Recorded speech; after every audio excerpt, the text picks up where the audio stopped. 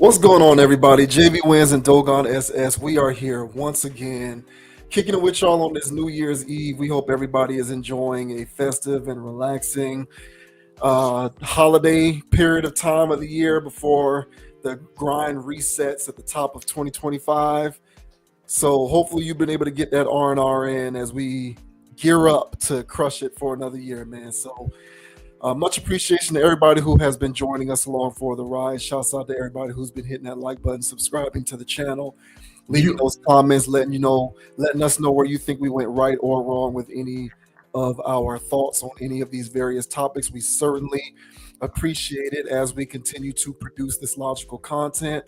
One thing that I did want to mention real quick before we get started is we are now available on Spotify, Amazon Podcasts, as well as Apple Podcasts. So if you're not in position to watch the videos, if you prefer to not watch the videos, if you're on the go and you want to, slide your headphones in and kind of listen to us audio style, podcast style, check us out on Spotify. We're just trying to be in all the relevant places so that anyone who appreciates and wants to engage with us in this commentary, you have the opportunity to do so, whether it's on YouTube or not. So I just wanted to put that out there. But otherwise, I hope everybody is staying safe, enjoying the time with those that are close to you. And if not, I certainly hope that you are on the road to making that happen for yourself in the upcoming year. It is never too late. There is always ample time for a reset. And don't let anybody tell you otherwise. Now, with that out of the way, we're going to go ahead and get things kicked off. First thing that we are going to discuss this evening is efforts being made by everyone's favorite president, Donald Trump, to apparently save TikTok.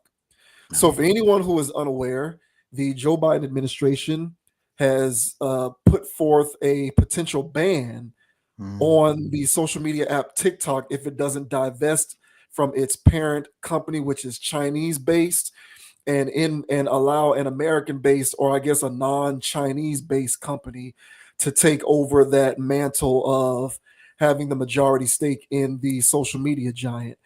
And they're citing, national security and all sorts of other reasons as to why TikTok needs to either divest or face being permanently banned from the United States. And it has a lot of people not too happy about that. People who are using TikTok, leveraging it for opportunities, business and advertising and, influencing opportunities, all that kind of stuff. So TikTok is all the rage now. I would say that at this point it has overtaken Instagram as perhaps the number one social media app used by, outlook on what TikTok has become, at least up to this point. And ahead of him taking over for his second administration, Donald Trump is appealing to the Supreme Court for a delay on the TikTok ban because he wants to seek a political resolution so that it does not end up getting banned. So we'll go ahead and play a little, we'll play as well as show an article that kind of gets into some of the background with this because it is interesting news for all those who do use TikTok, which is a lot of people these days. So this says President-elect Donald Trump requests the Supreme Court delay TikTok ban. President-elect Donald Trump urged the Supreme Court on Friday to delay a potential ban on TikTok, seeking time to address the issue through political negotiations. His request comes as TikTok and the Biden administration submitted competing briefs to the court. TikTok advocates for overturning the law and the government emphasizing its necessity to safeguard national security. Trump's brief, filed by his chosen Solicitor General, D. John Sauer, refrains from taking sides in the legal battle. It asks the court to stay the January 19th, 2025 deadline requiring TikTok to divest from its China-based parent company, ByteDance. President Trump takes no position on the underlying merits of this dispute, the filing states, adding that the delay would allow for a political resolution. This legal maneuver reflects Trump's growing involvement in national issues ahead of his inauguration. The president-elect has begun negotiations urging Republicans to reject a bipartisan plan. He continues to hold meetings with international leaders at his Mar-a-Lago estate. Trump will take off in February 2026. His involvement is the latest example of Trump inserting himself into national issues before he takes office. The U.S. Court of Appeals for the District of Columbia Circuit upheld the law, prompting TikTok to take its appeal to the Supreme Court. TikTok's attorneys criticized the government's position, arguing it relies on speculative risks that China might exploit the platform through ByteDance. They noted that U.S. officials lack evidence of such interference, emphasizing that fears are based on hypothetical future threats. The Biden administration maintains that TikTok's ties to ByteDance pose an inherent risk, citing concerns over data privacy. The government's brief underscores that TikTok's reliance on technology developed in China underscores the potential vulnerabilities. TikTok's oral argument is set for January 10th, 2025. Trump seeks the ability to resolve the issues at hand through political means once he takes office. The president-elect secured the election in November after beating Kamala Harris in the Electoral College. So here is a brief video clip from CNN that kind of details what's going on with this particular situation. Now to a Fox 5 News, President-elect Trump asking the Supreme Court to pause banning TikTok before a law takes effect next month. It comes as TikTok makes a final plea of its own. Our chief legal correspondent, Katie Barlow, in the newsroom tonight with the latest. Katie. Hey, good evening, Kenneth. Today, both TikTok and the Biden administration made their best case to the justices in dueling briefs that were ordered and expedited by the court ahead of oral argument in the case 2 weeks from today. TikTok says the ban violates the First Amendment's guarantee to freedom of expression. The Biden administration says TikTok and its Chinese parent company pose a serious threat to national security. President-elect Trump took the rare move of filing his own brief, telling the court to leave it to him to strike a deal that will save the app. Lawyers for TikTok compared the app to a modern-day newspaper, touting its 170 million monthly users in the United States, and citing articles about the millions of younger Americans who get their news from TikTok. The law passed by Congress last April requires TikTok's Chinese parent company ByteDance to either sell off the app or be banned in the U.S. Officials are concerned that the Chinese government, a foreign adversary, could gain access to user data and manipulate the content that they see. But TikTok's lawyers say the American platform is run by an American company, TikTok Inc., and no arm of the Chinese government has an ownership stake, directly or indirectly, in TikTok Inc. or ByteDance Limited. Virginia's Attorney General Jason Miyares filed a brief supporting the Biden administration and telling the court to uphold the ban. A lot of responses here, Katie, but what about the Biden administration's argument? Today, the DOJ said there's no meaningful separation between the Chinese government and a so-called private company because of the authoritarian structures of the Chinese regime, and that the government has a compelling interest in preventing China from harvesting Americans' data. And that includes age, phone number, precise location, internet address, device used, phone contacts, and more. All right, so there you go. And I think earlier I said that was a CNN clip. That's not CNN. That's a Fox affiliate in DC. Yeah, so that's a local DC Fox affiliate. But yes, so China is a foreign adversary. That sounds very ominous. So, what do you think about old Orange Man here and his attempts to delay this whole thing to seek a political resolution so that TikTok doesn't get banned? Yeah, I don't see why not. This whole thing to me was pretty interesting from the get-go, as far as, the government's interest in TikTok in the first place. And, my initial stance was that they were interested in TikTok because, well, they didn't control it, much like they can control, Metas and Instagrams and stuff like that, where, they're pretty much working hand in hand with them. So TikTok was just, the third wheel. But on top of it being the third wheel, it was dominating everybody else. So everybody's using it. Everybody's using, and when I say everybody, all the people who use social medias. For the most part, they're using TikTok as well. And yeah, all of their information is getting uploaded and sent to a foreign adversary. And also, they don't control the content that's on there, like they can control on this platform and other large social media platforms. So I just thought their initial interest was more or less the control of information, to be honest. Now, when we're talking about all of this stuff where China is using user data and stuff like that, and I guess I guess that's a good way to spy on America, and a good way to triangulate certain things. I guess that's pretty cool. But and that was an interesting answer they gave as well, as far as, hey, we have no direct ownership of these things.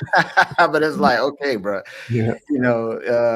it's rare that I agree with Biden, but yeah, just because you don't have direct ownership doesn't mean that you're not backdooring this information somewhere else. And even if they do decide to sell it to an American thing or whatever, and man, people are pretty crafty out there. There's still probably a backdoor where certain information is being sent. So, I mean, everything's made in China. Um, so I'm not too sure if just this. I guess the app is a direct way of taking people's data, but there's so many ways that our information is already being taken and scraped across the internet outside of TikTok. So I don't think it's so much user data more than information control and censorship.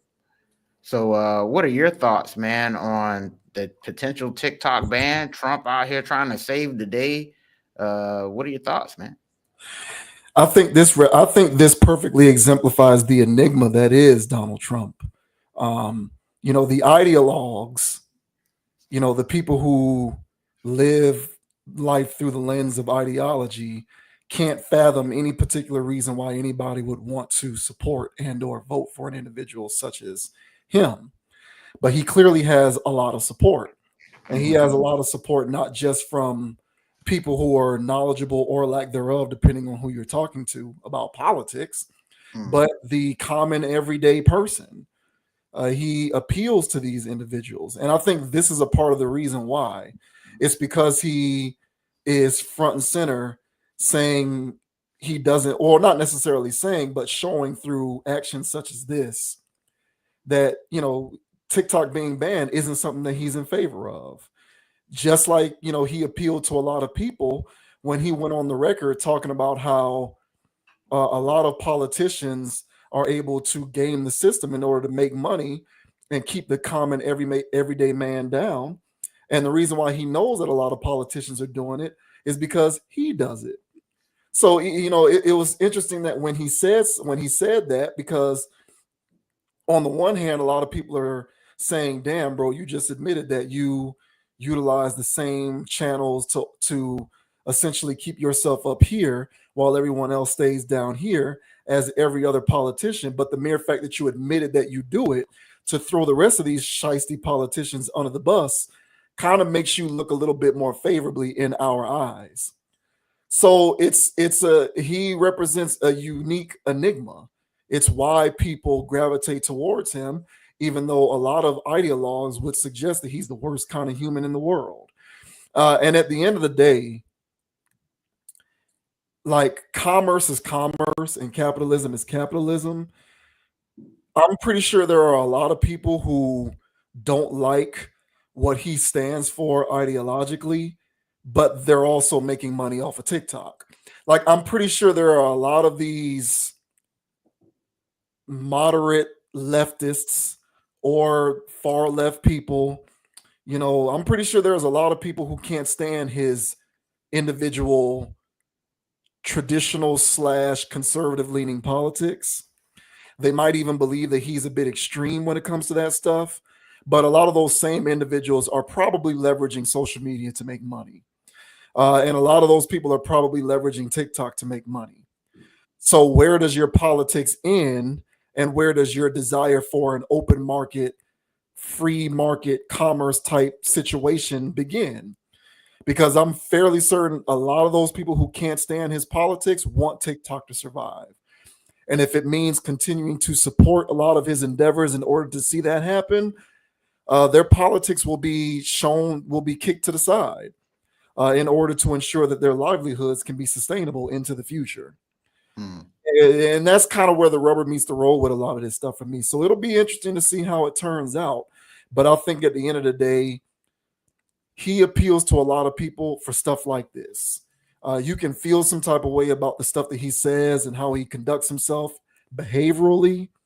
But if you're an influencer, if you're one of these people who are leveraging new media to make money, a lot of these existential threats can at some point affect a lot of the modes by which you earn a livelihood. And if you don't want to see that an individual such as him, might be the channel by which you can secure your relative future. And a lot of people are going to have to face that reality and make that choice. And I think if push comes to shove, most people are going to make the choice of their livelihood rather than their ideological political leanings. So we'll see how it plays out. But I think this is the kind of stuff that represents why so many people ride for him in certain respects. And it represents why so many people who can't fathom why someone would ride for him need to open their eyes up to understand that at a certain point, things are bigger than ideology. Yeah, man, I agree with that. And my stance was more or less of, why try to do this in the first place? Because again, there's a lot of stuff made in China, especially just regular apps. So it don't even have to be TikTok.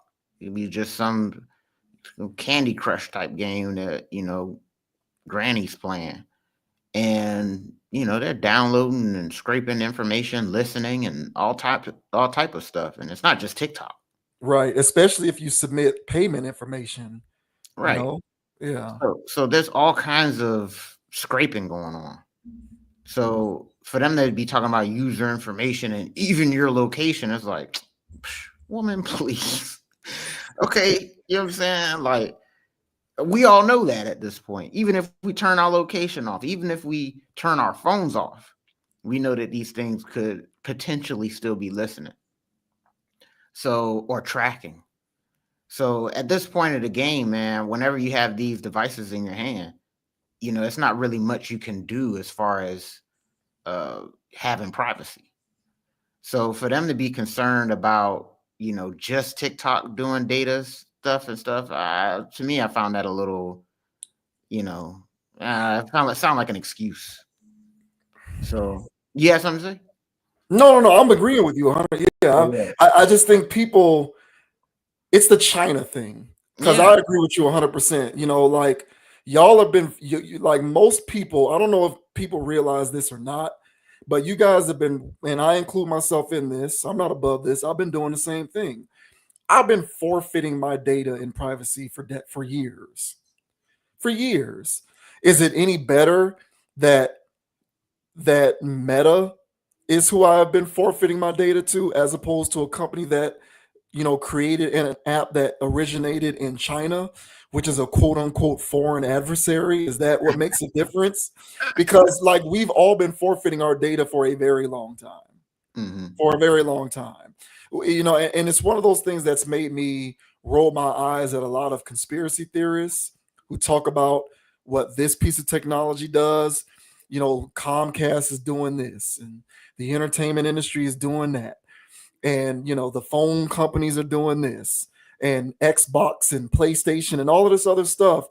And people are fear mongering over this, over identity theft and security and data breaches. But you've been submitting your data to Instagram for 10 years, but you're okay with that because you like Instagram. So you don't even think about it. But it's the same level of risk that you're putting yourself at because you forfeited all this data. So I think a lot of this is being cherry picked because of the China angle. And it makes it convenient for people to play that up because of the China angle. But to me, forfeiting data is forfeiting data as far as I'm concerned. And we've been doing it for the longest time. Yeah, and I agree, man. So that's why I felt like it was more of a flow of information and control. And, as far as these large social media platforms that are domestic, all right, or have domestic interests or whatever, they all have the same levels of censorship and all other things. So, but TikTok doesn't abide by those. So they do, but not to the same extent. So I think it's more or less a way of just controlling that channel by saying, "Hey, either y'all give it up or we'll take it," type of thing. So yeah, man, they're playing hardball, man. Get down to lay down type of stuff, at least initially. So, for Trump to get in there and say, "Hey, man, I'm pretty sure there's another way to do this," we'll see what happens. But get off the brain rock, guys. TikTok ain't for you. That stuff is brain degeneration, man. So be easy with that damn thing. Yeah. Yeah, I forget which season it was, but back when House of Cards was still good, there was there was a storyline, there was a subplot within the overall plot of the show where in Mm. order to influence an election, they were strong arming a very popular social media app, I think, to try to steer the election from in the show, not the actual election, but just fictional from the show. They're trying to Mm. steer it in a particular direction. My point being, guys, your data and your privacy has already been forfeited. Like this is not something that just started with TikTok in China. It's Mhm. already been forfeited, Mhm. and your freedoms therein have already been forfeited because they're being actively used against you. And I guess if it makes you feel better at night to know that it's happening domestically versus happening across the water, I guess you can rest assured that if you want. But to me, a data breach is a data breach. A security, giving up security and data and privacy is giving it up. To me, I look at it all the same. Yeah, man, it's a real tomatoes situation. So, hey, man, take your pick. I really don't give a damn myself. Once I hit okay on I acknowledge on all these terms and agreements. It's whatever at that point. So, Yeah. yeah. Yeah. People ain't gonna want to hear it, man. You got way too many people making money off this stuff. Whether it's individual people who are trying to leverage brands and they're trying to be influencers, all of these fake ass gym influencers posting videos on TikTok, cooking with Kayas of the world, all of these people making all of this money, all of these people making money off of TikTok. I guarantee you they'll all pay lip service to the idea that they can't stand Trump, but I'm pretty sure they don't want TikTok to go away. Yeah, So fact. it'll be interesting to see how this pans out. Damn.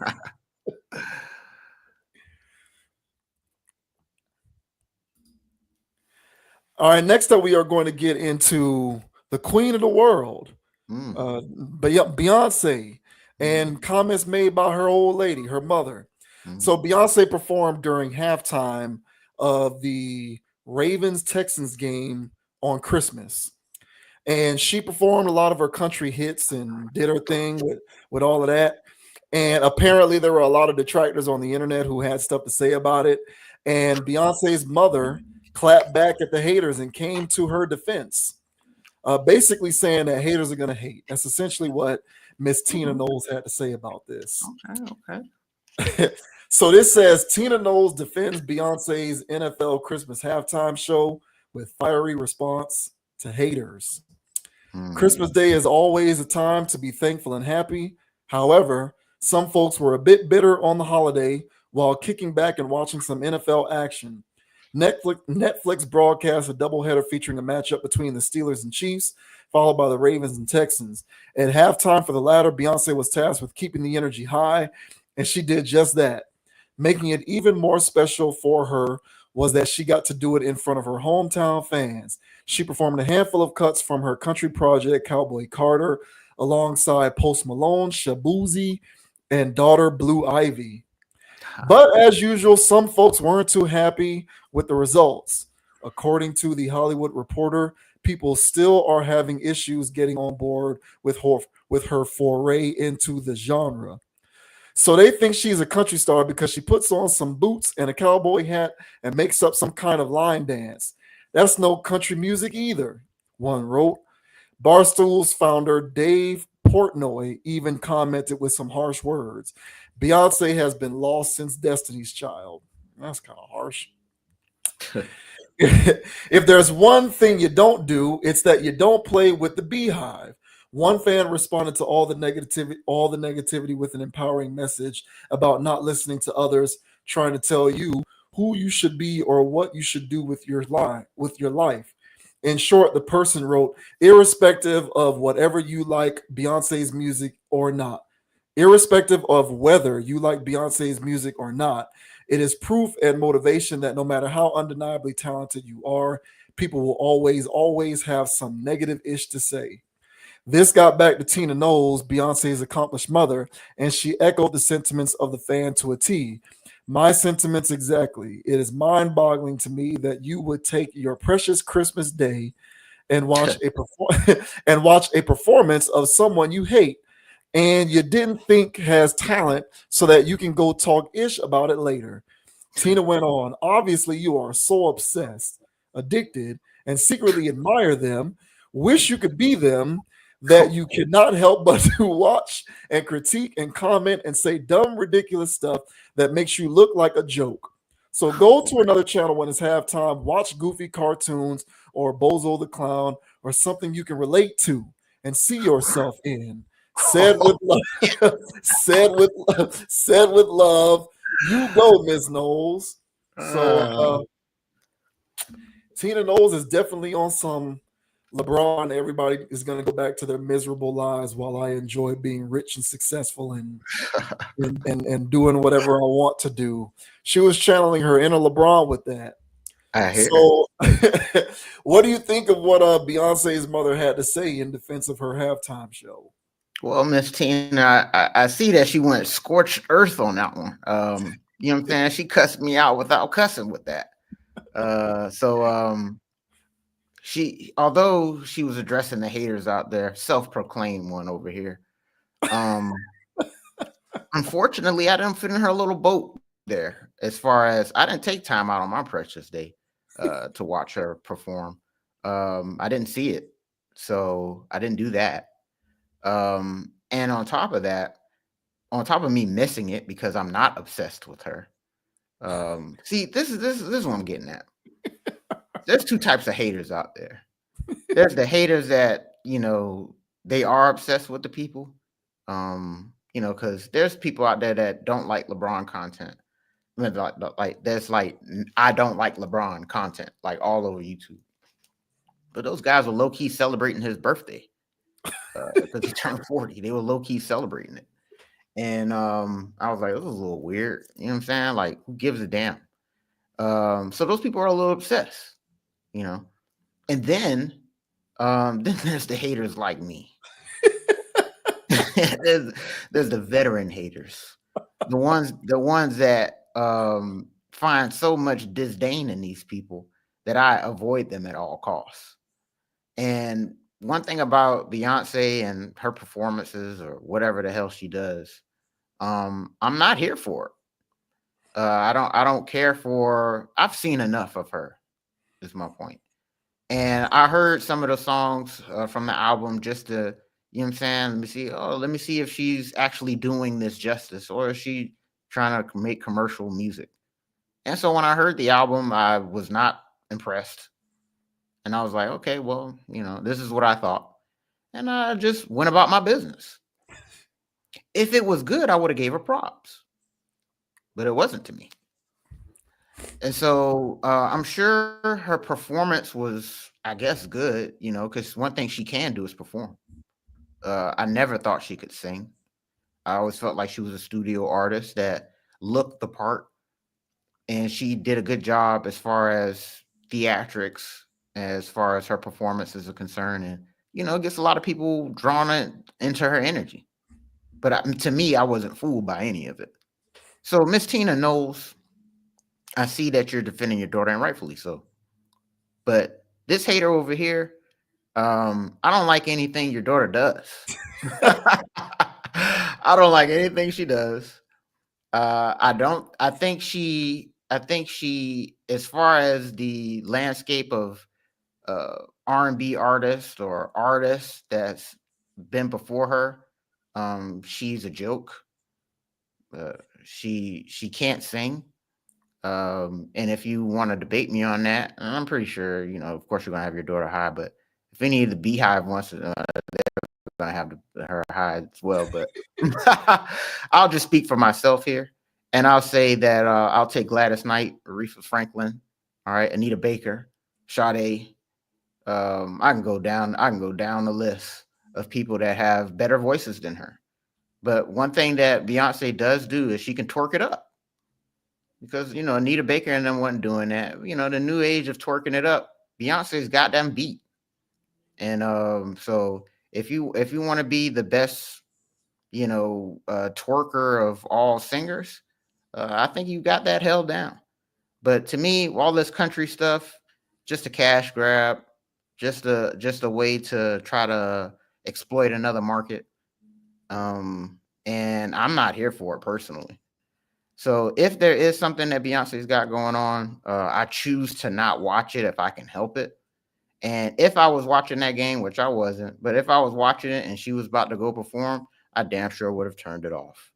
So yeah, I'm not the hater that's obsessed. I'm the hater that really don't like it.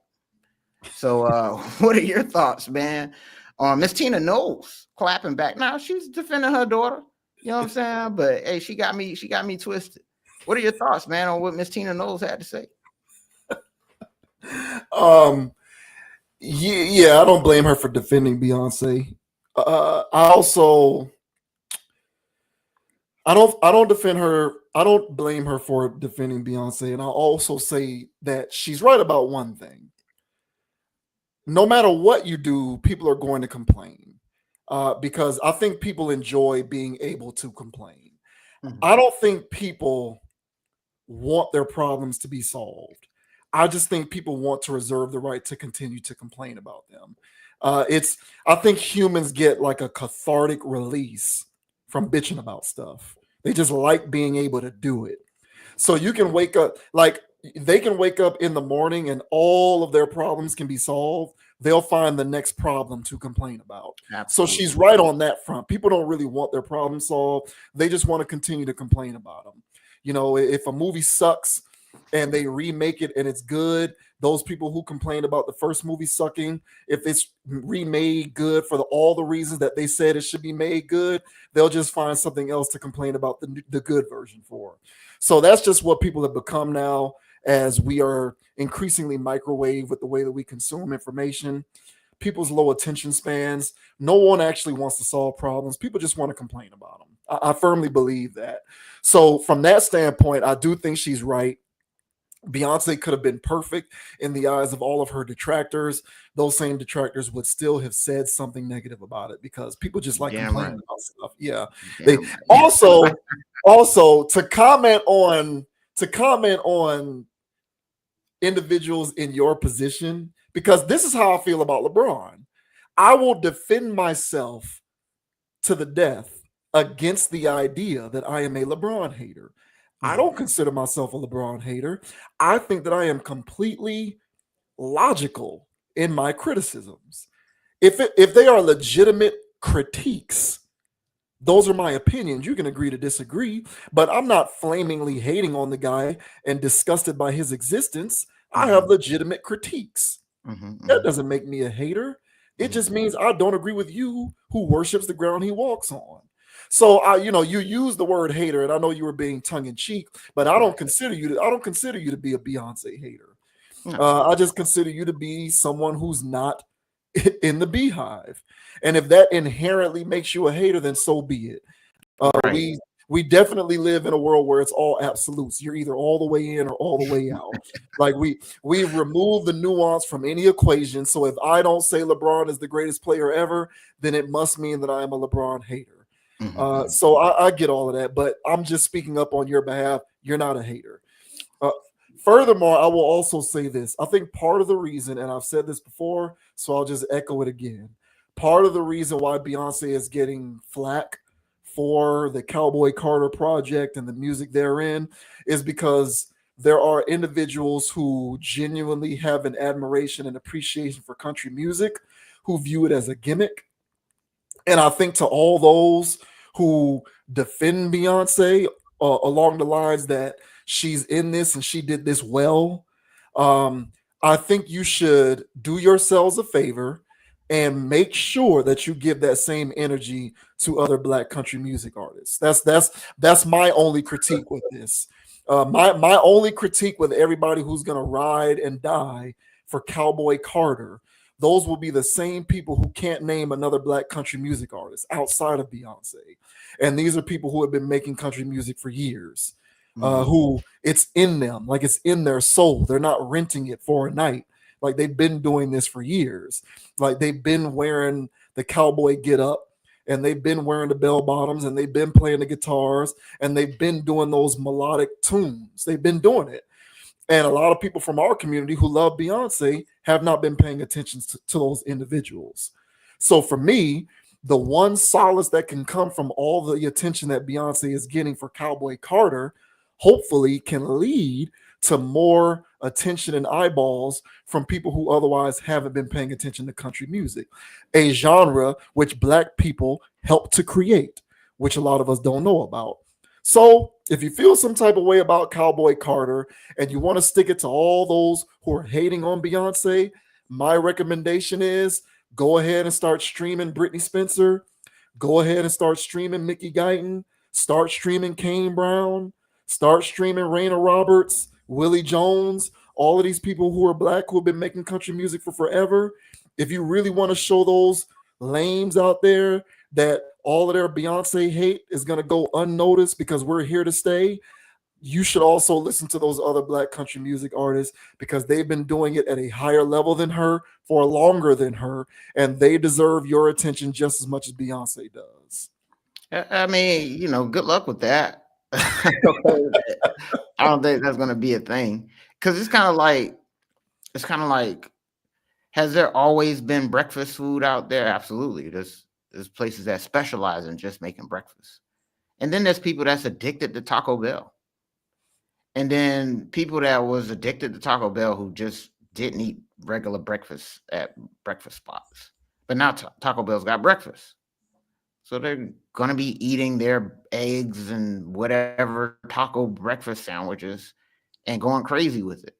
And then it's like, hey man, there's better breakfast options. There's better, but this person's literally addicted to Taco Bell. Like they defend Taco Bell to the death. And so at this point, they're going to go, no, this is as good as it gets. Everything that Taco Bell makes is terrific. And it's just like, I don't think so. Actually, I think there's more authentic breakfast stuff out there there's more authentic Mexican food than Taco Bell. You do know that, right? But see, Beyonce Carter, all right, she is an amalgamation of the music industry. She had all the tools to be a superstar success when polished up, and they polished her up, and she won. And those people that believed in this polished up product, they're going to buy anything she sells. So Beyonce could come out with a techno album that might go harder than the country stuff, but she can make anything, and her fans are going to go for it. So if Taco Bell comes out with a neon blue drink, and it's got taco stuff in it, people that love Taco Bell are going to order that next time they get a Chalupa Supreme, because everything that Taco Bell makes, they want it. So if everybody that's addicted to Beyonce, she can do no wrong to them. And so you telling them, say, hey man, go get some authentic Mexican food. Hey man, go check out some real breakfast. They'll go, but as soon as they roll out of bed, it's more Beyonce. So I mean, I hear what you're saying, man. Hopefully people go out there and venture out, man, but you're asking them to have a mind of their own. Okay. And one thing that Beyonce has done with all of her playing into her being idly worshipped, her and her husband, you know what I'm saying? They both was playing that game where they want to be worshipped. And there's a lot of people that do that. And I know people personally that I better not say anything wrong about Beyonce when, I'm in their presence, because, they're going to have choice words for me. So yeah, I was being tongue in cheek for sure about saying I was a hater, because if you hate something, you actually love it shadowly. It's all on the same spectrum. So if you're going so deep in your hatred, you actually kind of love that thing. But me, that's why I said, I don't even tune into her stuff. I'm so disinterested that I don't even bother to tune into whatever she's doing. And so I agree with what you're saying. Of course, I was being tongue in cheek, but the detractors, me shaking up the beehive. I'm sure they're gonna have something to say about what I said. But hey, man, it's all good. You guys love what you love. I love what I love, and I love it if you love it. Well, to all of y'all out there who love Beyonce like that, and you clap back at the first instance of anyone who would dare fix their face to be critical of her in any capacity, just know that when it comes to this Cowboy Carter stuff, that criticism is coming from a place in which people believe it to be a gimmick. And the only way to make that stop is to show them that it ain't a gimmick. And the only way to show them that it isn't a gimmick is to show them that you're less about Beyonce and you're more about the genre that she claims to now be a part of through that music. Now, whether they will choose to do that or not is an entirely different subject, but that's where it's coming from, and that's the only way it's going to stop.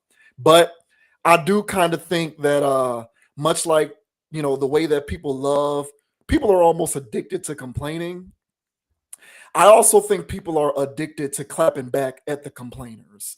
It's a two way street, and people have become addicted to being a hater in the truest sense of the word hate.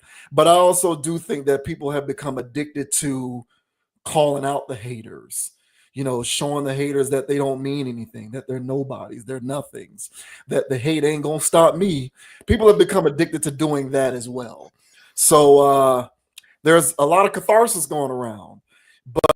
I would suggest that a lot of y'all pick up your phones, however you listen to music, listen to some of these other black country music artists, because people are always going to have something to say about you because they just think you're fly by night. They think you're here today and gone tomorrow, and that you're all about Beyonce and less about the genre. And whether you like it or not, people who appreciate that genre are going to be insulted by that. And that's where a lot of that criticism is going to come from. And honestly, you cannot fault them for that. So Right, bro. my suggestion is listen to some of these other artists who come from your community that y'all probably have looked at as others for your entire life, and maybe a lot of that noise will quiet down. Hey man, you know what I'm addicted to, bro? Facts on these clowns, man. That's what I'm addicted to, bro. Dropping heat waves of truth. That's my addiction. Yeah. Shouts out to Beyonce and her mama. It is what it is. Miss Knowles. Yeah.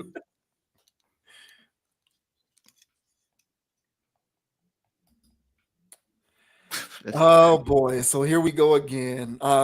This guy is quickly rising up the ranks of friend of the channel status. Unbelievable. He is accelerating up. You ever play Mario Kart and you hit the little bump that increases the speed? Like it's a little thing and it makes you go faster. DDG is doing that. DDG is doing Mario Kart right now in real life on Conscious Approach, and he just keeps hitting the little speed humps that make his kart go faster. Yeah. So here we go once again. DDG has reappeared. He has reared his head once again on the channel. This time for catching a bit of flack on the internet because he bought his 1-year-old child a Ferrari. And when I say Ferrari, I don't mean like the Tyco toy or the remote control or the little Tonka truck that's a mini thing that's battery powered. I mean an actual Ferrari. Yeah. So this says DDG responds to intense backlash over buying Halo a Ferrari he can't drive. DDG and Halle Bailey may not be together anymore, but that does not mean they don't still have a ton in common. Perhaps their most important shared love is that for their 1-year-old Halo. In fact, Halo celebrated his first birthday over the weekend, and there were plenty of storylines to make their way throughout social media. However, there is one in particular that seems to have the entire internet in an utter state of confusion. By now, you have probably seen that DDG bought his son a Ferrari for his birthday. No, we are not talking about one of those small kid cars that everyone wanted with the Sears catalog. Instead, we are talking about a real Ferrari with a high-powered engine that can go from 0 to 60 in the blink of an eye. Overall, it is easy to understand why this is such a ridiculous gift for an infant. Simply put, they can't drive it. Moreover, it would be unsafe for them to even be a mere passenger in the vehicle. With all of this backlash in mind, DDG decided to go after his trolls on social media. In typical DDG fashion, he flexed his wealth and urged his haters to start doing better in life. Oh, In words, mad because they son playing Hot Wheels and mine's playing with Ferrari and M's. Just work harder, gang, he wrote. Considering the man is a YouTuber, he knows how to stir up drama while also getting under people's skin. He has no problem playing the villain role, and he pulls it off extremely well. As for, as for that Ferrari, only time will tell whether or not DDG keeps it until Halo is old enough to drive it. By then, the car might be out of date or out of style. One also has to wonder if DDG will be driving it himself in an act of pure selfishness. Is it any of your business? Who knows? Well, he put it on the internet, so right. yeah, I don't understand the point of saying that. But so this guy, quickly rising up the ranks of internet trolls, as far as I'm concerned. Lord, But here's his latest antics in his effort to become a professional troll.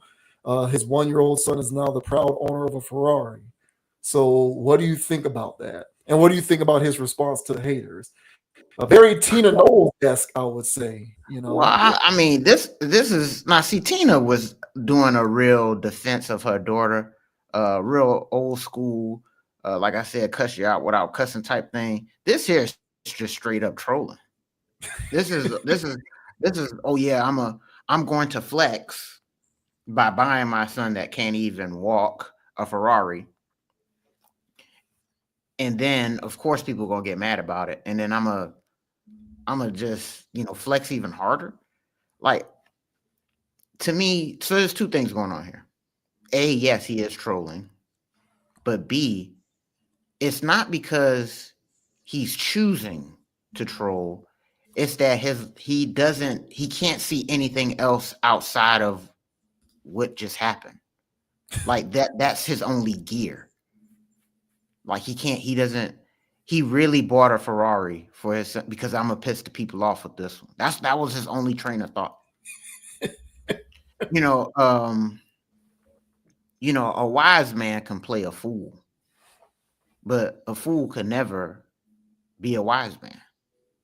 And this guy is in just straight up. I can see if he was a wise person that stepped down to play fool, just so he can, algorithm plays or whatever. But that's not what this was. He's just a fool. So when we tie in all of this stuff that we've been covering so far with the DDD saga, okay, this young man, this is his only gear. He can't hit another one. And so everything he does is either trolling or just flat out ignorance. And so, of course, he's going to drive it. So it's not really his son's on. I don't care whatever he's going to say, And then to double down to say that, they kids is playing with whatever, but mine is in a, you know what I'm saying? And then work harder gang. I'm gonna keep it 1,000 with this. Please do. my whole thing is with this guy, and as far as how we know things work, I'm pretty sure this guy DDG did work hard to get where he's at. He's all over everything as far as people know who he is, and he makes it to the conscious approach. But he's definitely somebody that is being propped up, and he's an industry guy. There's people out there that are more talented than DDG. There's people that do work harder, I would say, than DDG. But DDG put himself in a position to where he can do these things and afford these things. And that doesn't necessarily mean that he's working harder than other people that are definitely more talented than him. You know, this guy is willing to do or whatever things that other people aren't willing to do. And so has he seized his opportunity? Yes, he has. Has he put himself in a position for him to have M's? Yes, he has. But that doesn't mean that people out here that are in your field don't work as hard as you or more talented as you or anything like that, man. So the lack of humility here, along with the just straight up trolling, yeah, man, this guy went from, hey, who is this kid? Okay, I can see why he said that, to, oh man, this guy again. No wonder he said that. You know what I'm saying? So wild stuff with this dude. But what are your thoughts, bro, on DDG out here buying a Ferrari of all cars for his 1-year-old son? And then on top of that, when people had a little bit of problem of it, he wanted to turn around and windmill and dunk on everybody. What are your thoughts, man? One of the common themes that you'll hear like you see this a lot with pro athletes, because that represents the largest, I would say, portion of disenfranchised people who are able to like come into money and be the first in their family to do something. Well, it's not just with professional athletics. You also hear this a lot with like, people within a family and nobody in the family ever, pursued a higher education. So you'll get the first child in the family to come along and pursue higher education. And so you'll hear the phrase breaking the generational curse. As in, my lineage thus far has been here economically and financially. I'm going to be the first individual in my lineage to break the generational curse and actually have a legitimate chance to pursue financial freedom. I'm breaking the generational curse. And that's a theme that you hear oftentimes, but oftentimes you hear that within the context of, I'm going to do something that those before me were unable to do for various reasons, circumstantial, environmental, or otherwise. So I'm the first to do this, and hopefully I can break the curse, and those after me in my lineage can continue to do it so that it becomes more of a normal thing, that it becomes more of a mainstay. But there's a different type of generational curse, in my opinion, than just being the first to seek new opportunity. There's also the generational curse of a lack of financial literacy. Like that to me is also a multi-generational curse. Like you can have people, and the tour, I would argue correlation but not causation in terms of how the two are related to one another, seeking new opportunity to be able to acquire financial freedom, and then also being able to break the curse of a lack of financial literacy. I would say the two are correlated, but I wouldn't say that one necessarily causes the other, because I don't know enough about that. I just know that they're both related. This to me is an example of a generational curse of a lack of financial literacy. The boy is 1 year old, so obviously he's not going to know right. He's not going to know left from right. He doesn't know what's happening. He's 1 year old, and his dad is using him as a prop to flaunt. Yeah. So DDG is effectively using his son as a prop to flaunt his earnings, his purchasing power, his buying power. That's literally what's happening here.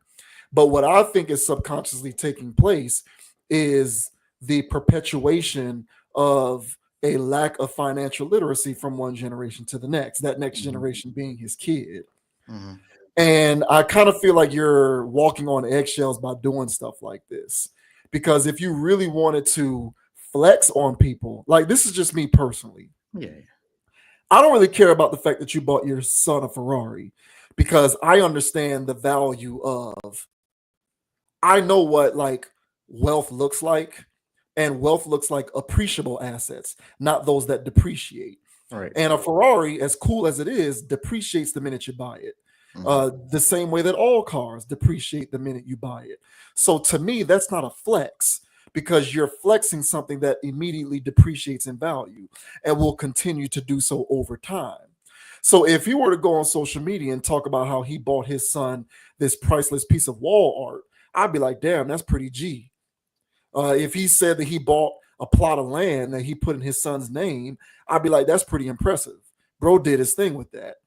You know, if he bought a plot of land that he leased to businesses, and those businesses are in turn going to pay him rent to be able to have their business on his land, and a lot of the deeds have his son's name on them, I'd be like, that's pretty cool. Bro did his thing with that.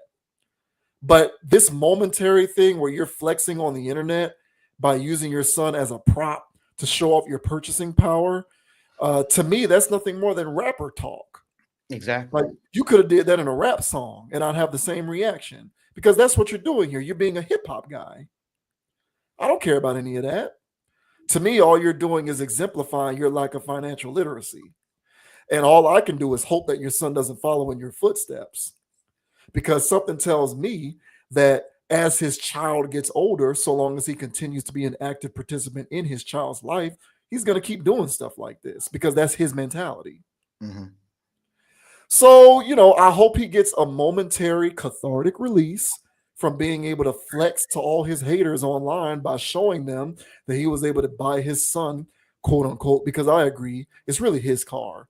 Mm-hmm. But I hope he gets a momentary cathartic release from being able to show all his haters what he's able to do by going and buying a Ferrari. Because to people who know better, such as myself, you made yourself look like an even bigger fool than you did when you wax poetically on Instagram talking about how you need your Instagram to be more popping so that the next guy can't come along and steal your girl away from you.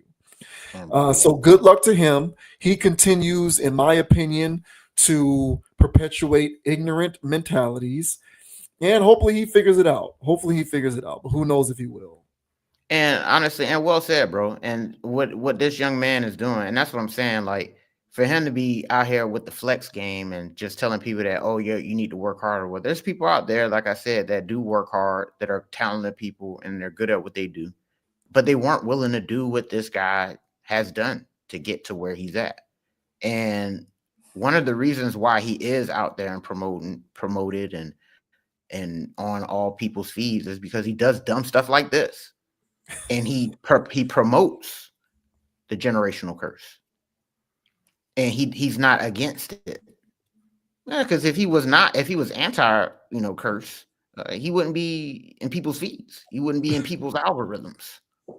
But this guy here is promoted because he's out here he's an agent of chaos, in a sense where he's just a pawn on the board for the new generation of young people to get them caught up in the same goofiness.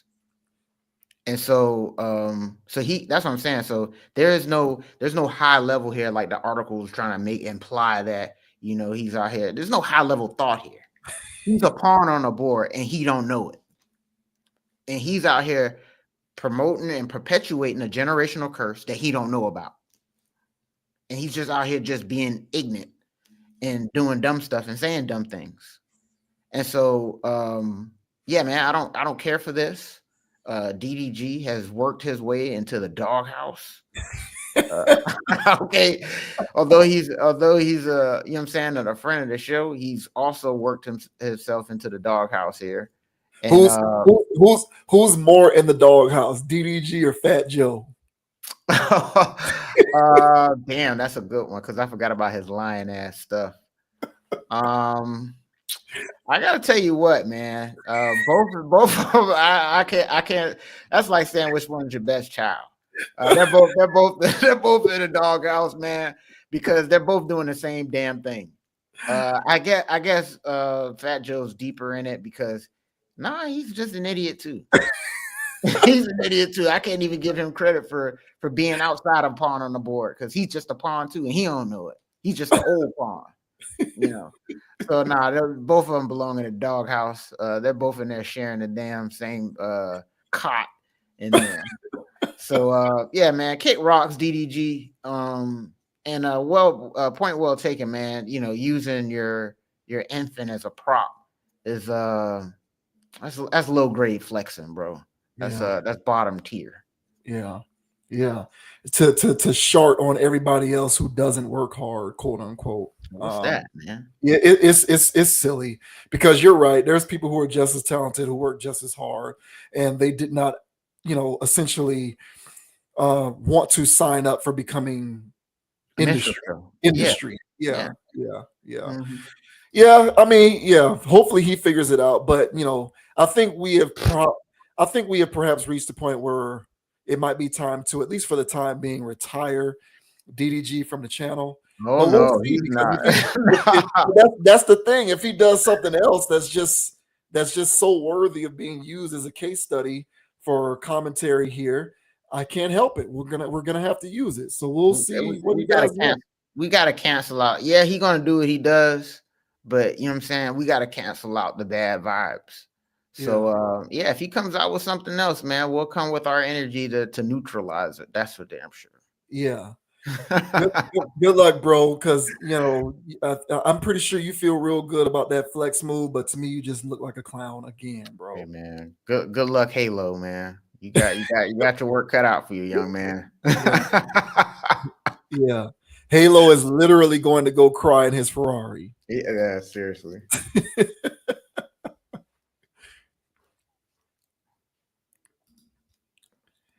And now for the weirdest story of the stream.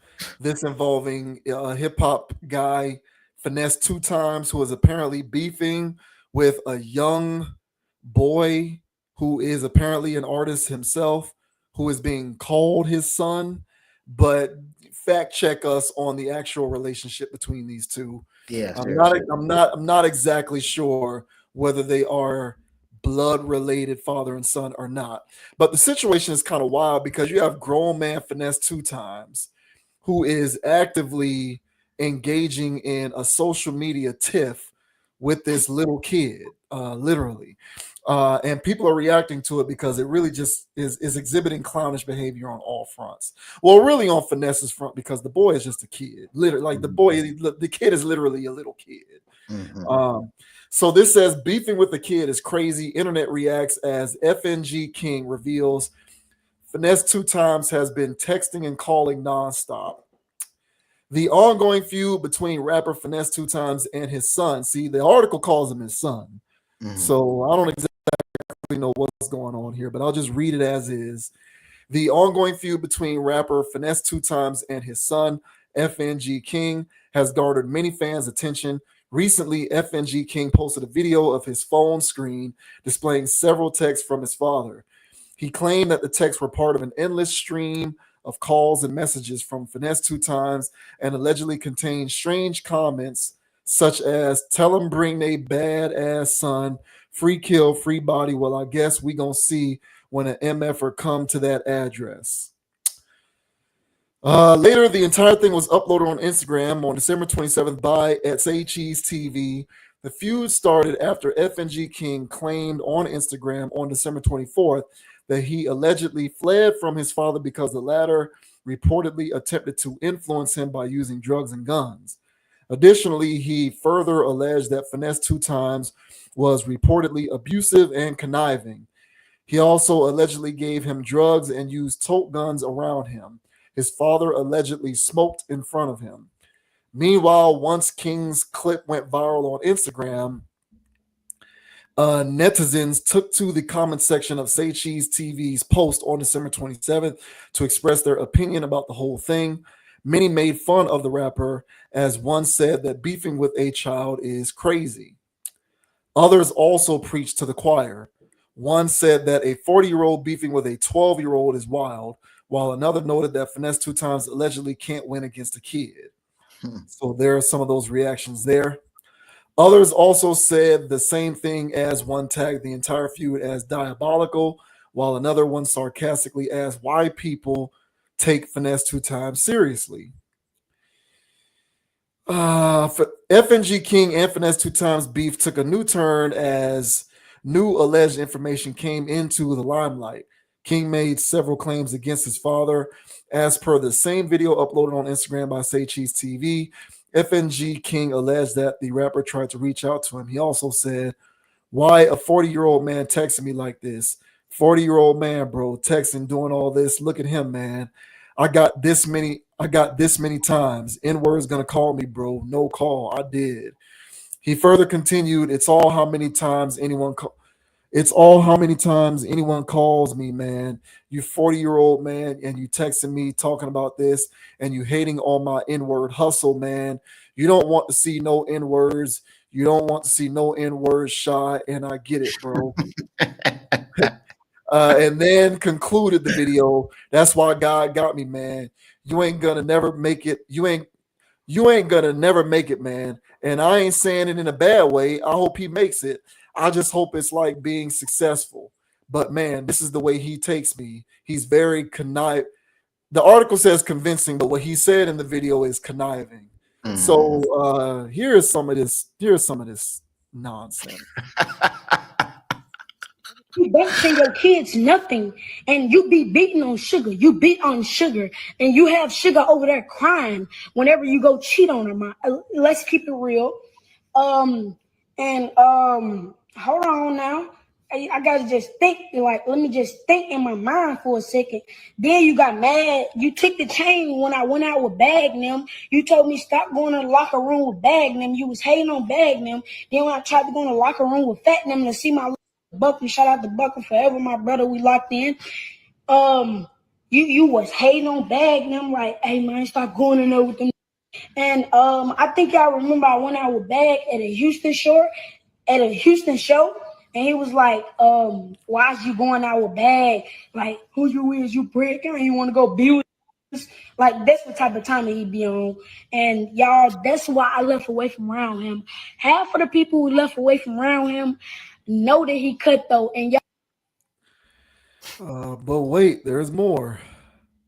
whoever go around him, he wants straight yes men. He want yes men around him. And I just want to address this before it get anywhere and try to make me seem like I'm bad and my people them bad. This is everything is. I need to just make this clear right now, because everything that's going on, been doing this around him. He's just trying to make this seem like I just started this, man. Bro, when you came and got me out off Tate Street, man, doing this, bro. You smoked it with me. Like, come on, bro. We got videos of this. He's 12 years old, people. 12 years old. The video was uploaded after King announced on Instagram on December 24th that he had separated from his father, Finesse, 2 times. He also claimed to have gotten a text from him urging him to return whenever he wanted to, quote, act like a child. FNG went on to say that his father had allegedly made up stories and refused to give him cash or expensive clothing unless he took him to his shows. The kid also urged that the rapper and his former girlfriend, Sugar, were allegedly always surrounded by firearms, narcotics, and tobacco. His claims came after Finesse 2 times alleged on Instagram Live on December 23rd that he no longer had custody of his son. He added that since FMG was by himself. The rapper further claimed that the boy allegedly left him because he attempted to correct him, addressing the internet users. He said in the same Instagram video, I just want to let the world know that King is no longer with me. So if you see King with guns, you see King shooting dice, you see King in the club, you see King doing grown people stuff, he's not with me.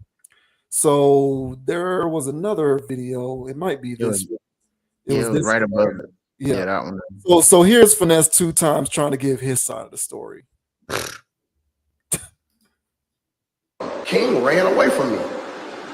King ran away from me with a stranger because I wouldn't give him no money no more. Because I wasn't taking him to dice games no more. I wasn't taking him to clubs no more. King wanted that. That's what King want to do. If it's King, it's to say this, but King is loyal to money. King is loyal to opportunity. King not loyal to a person. All he care about is money. And I was trying to make him understand that, bro, life ain't all about money, bro. Every time you look around, you scamming people for money, and are you f***ing your name up? Don't fuck your brand up. Don't fuck your name up like I I did a lot of shit by mistake that I didn't know nothing about. Like for example, bad business that I done did, it come from me not knowing no better. Oh, so Lord. I don't know, man. What what do you make of all of this? This kid, literally this kid, FNG King, going back and forth with this grown ass man Finesse 2 times on the internet over beef about splitting up and the boy being obsessed with money and all of this other stuff. I mean, I had to look into this situation because I was like, yeah, what's going on here? And also, you know, there's a clip out there. Part of that same thing where Finesse 2 times was basically saying that he's on federal probation, and his parole officer was like, "Hey, man, there's a video of your son out there. You know what I'm saying? Talking about he was out there smoking and got guns and stuff, and you know, whoop whoop, and he was with you. You know what's going on?" So then, you know, Finesse came out with this little video saying, "Hey, man, he ain't with me. You know, he ain't with me. He ain't been with me." And I stopped taking, and this is the wild part. I stopped taking him to dice games. What? I stopped taking him to the club. What? Why were you taking him to dice games? And why were you taking him to the club? No wonder this kid is out of his mind right now. And so, to me, if this is really his son and whoop-de-whoops, but as far as I'm concerned, he was definitely in the young man's life so much that he's rapping with him, and they got music videos together. And my thing is if I'm being honest, you know what I'm saying? If I'm a grown ass man and I like Finesse 2 times, so I listen to his music, and then he puts an 11-year-old probably at the time on a track, because this song, some of these songs is like 1 or 2 years old, so he's been doing this foolishness for like since he was like 10. So if I'm a grown ass man, you know what I'm saying, listening to my music or whatever, and then a 10-year-old gets on the track and starts talking about crazy stuff, like, are you really and the crazy part about it, the 10-year-old was rapping and saying the same kind of stuff, and it wasn't far-fetched that an adult would say. So it's not that this young man is so advanced. It's just that the rap that people be doing, that Finesse 2 times be doing, can be done by a 10-year-old. Right. The logic of a 10-year-old. And so Finesse 2 times got himself in such, he created a monster. And so so much so that this young man is snitching on him, all kinds of things, and you know, that can get Finesse really in a bad situation, especially if he's still on federal parole. But why? Why were you exposing this young man to narcotics? Why were you exposing him to loaded ammunitions and daggone dice games? So, and clubs. So I mean, at this point, man, you reap what you sow. You know, interesting enough, we just finished talking about the DDG situation. I'm pretty sure that Bailey girl ain't gonna allow this type of behavior. But leave it up to DDG, he's gonna think it's cute. You know what I'm saying? And he's taking, you know what I'm saying, a little halo to the dice spot so he can roll dice. But right now, it looks like this King young man has already missed the boat, and he has been hardwired into doing the craziest things, and his mind is already out of there. So trying to discipline this, how you gonna discipline somebody that's been to clubs, that's been probably drinking, that's been probably definitely been smoking weed since they were like 9-10 years old? I'm sure there's no change in that. So you created a monster, bro. You got to deal with it, and he's reaping what he sowed right here. So yeah, people out there in the world, this ain't cute. There was nothing cool about this. If I was really a Finesse 2 times fan and I saw this 2 years ago, I was like, this, you can't do this, is crossing the line. I would have said that then. But you know what I'm saying? I think people have been rocking with it. Apparently, this guy's got a fan base. Yeah. Which is unbelievable. So yeah, man. So to me, this is just a Boondocks episode come to life. And Yeah, man. So you can't really feel sorry for Finesse. He finessed himself. But what are your thoughts, man? Finesse 2 times. Beefing on the internet with a 12-year-old. Lord have mercy. Very good play on his name there. I like that. What was the name of your college professor who Knowles, told? man. There you go. Yeah, that's what this reminded me of. Yeah. Talking about how hip hop is one of the ways in which it is unique in the not historically, but what it has become Mm-hmm. is the way that it sort of glorifies irresponsibility, Mm-hmm. and that's this on full display. You can't be. It's much easier to be the parent who is an authoritarian at first, and then over time you eventually ease up and start letting your kid eat ice Right. cream for breakfast, Mm-hmm. than to be the opposite of that, where you start off letting your kid eat ice cream for breakfast, and then you decide that you want to get tough and say, "Hey, no more ice cream for breakfast." It's too late. It's broccoli.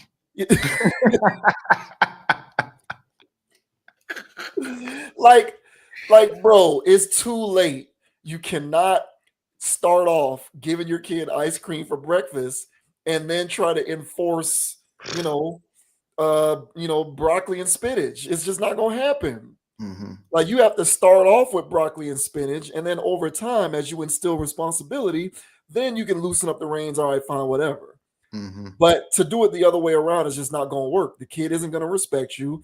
He's going to get shocked. There's going to be a shock to the system. Like, what are you doing? Right. How are you going to sit here? What do you mean broccoli for what is this? What are you, cream of wheat? I've been eating ice cream for 10 years. All of a sudden you want to give me cream of wheat for bread? I'm not eating this. Right. And you're trying to put the genie back in the bottle. The genie's not going to go back into the bottle.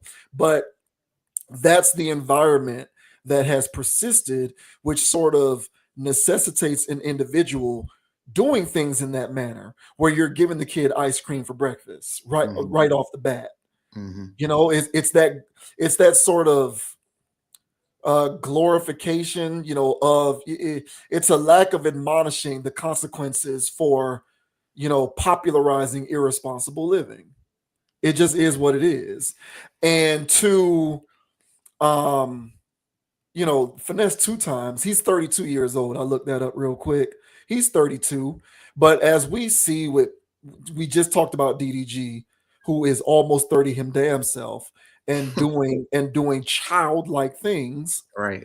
These guys are adults in age Mm-hmm. and number of years lived, but they are otherwise very childlike in terms of their mentality and approach to life. Mm-hmm. And what I think has been happening here, in my opinion, is a child has been around other children. It just so happens that one of those children is small and the other one is big. Yep. But it's children being raised by children, kids being in environments with other kids. And there's not an actual adult in the room to be like, hey, that's not the way to do it. Let's do it this way and let's do it that way. And it kind of sounds like, based upon this video, it kind of looks like, in retrospect, Finesse 2 times is trying to say, I tried to do this and do that. But like I said before, you've been doing it one way for so long, it's too late. You can't be an authoritarian when you've been everything but that for the whole time leading up to this moment. And now that you see, to use your words, you've created a monster, you want to attempt to try and put the genie in a bottle and reverse course. Good luck, bro. It's not really going to work. If it so happens that he's not with him anymore, they're better off separating so that they both can learn how to grow up. At least for the kid's sake, he's 12, so he should be acting like a child. Right. But Finesse, through his music and through everything else that he does on the internet, with his OnlyFans and whatnot, he's being a big ass kid, just like the rest of these rappers are being big ass kids. Mm-hmm. So this, to me, is literally a matter of a kid being raised by a kid, as far as I can tell. And this is what happens when children raise children. It's no different than when you have, a woman who herself is a child, getting pregnant at 15, 16, 17 years old. She doesn't even know who she is. And now she's supposed to be responsible for another human. And she don't even know who she is yet. And you see what happens with the kid growing up, being raised by a child. It's two children in the household, and this is kind of what happens. So I say good luck to both of them, but who knows? Hey man, well said, bro. And I agree. So Finesse is an adult by age, but clearly the mentality of a child still, because the only way that this happened is because he thought it was cool and cute. Like, hey man, when my son, I'm gonna take my son to dice games. Nobody took me to dice games that early. Nobody took me to the club, but I always wanted to go to the club when I was that age. And so this is why you don't do it. This is why nobody does that, because you create monsters. And by the way, last thing, you see what happens when you expose a blank CD as a child to all those elements. See what they turn into. And so this is like a case study of what happens when you expose a human to these things that people call entertainment. You create a demon child. So there's adults out here that think they can dabble with these lifestyles and don't adapt demon-like mentalities. So wild stuff here, but you said the point well there that, hey man, this is just a child raising a child, so no wonder that there was no adult in the room. So yeah, man, I wish the kid good luck, man. Yeah. Because from all the little clips I've seen in this dude, he is out there, and trying to bring that back in so it can make some sense. That's gonna take a while. So I'm wishing this dude the best. And Finesse, bro, I don't know, man. You're looking crazy. You're losing all kinds of street cred beefing with a child. I'll tell you that. Yeah, I agree. Him and DDG need to attend the same therapy session. Yeah, they do. They can certainly use it. But yeah, 12 years old. Yikes, man. But we'll see. We'll see. It's wild.